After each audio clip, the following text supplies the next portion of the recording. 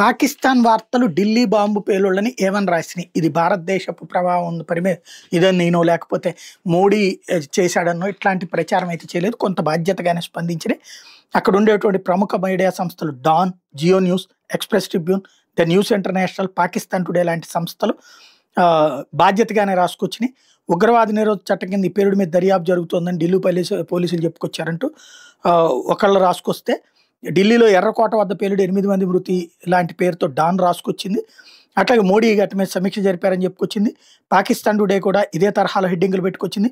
ఉగ్రవాద నిరోధక చట్టం కింద ఢిల్లీ పేలుడు మీద దర్యాప్తు అంటూ Geo News, the news internationals శీర్షికలు పెట్టుకొచ్చినాయి. ఢిల్లీ ఎర్రకోట వద్ద అనుమానాస్పదంగా కారులో పేలుడు లాంటి రాసుకొచ్చారు. కారు యజమాని అయిన సల్మాన్ ఉత్తరప్రదేశ్ సహా పలు నగరాల్లో హై అలర్ట్ ప్రకటించారు. గతంలో కారు యజమాని అయిన సల్మాన్ అధికారులు అరెస్ట్ చేసినట్టు పాకిస్తాన్ టుడే లాంటి చెప్పుకొచ్చింది, పోలీసులను ఉటంకిస్తూ. చాలా ఏళ్లుగా పేలుడు ఘటన లేకుండా ప్రశాంతంగా ఉన్న దేశంలో అది ఎర్రకోట సమీపంలో కారులో భారీ పేలుడు సంభవించింది. ఈ ఘటనలో 12 మంది మృతి చెందారు, దాదాపు 20 మంది గాయాల పాలయ్యారు.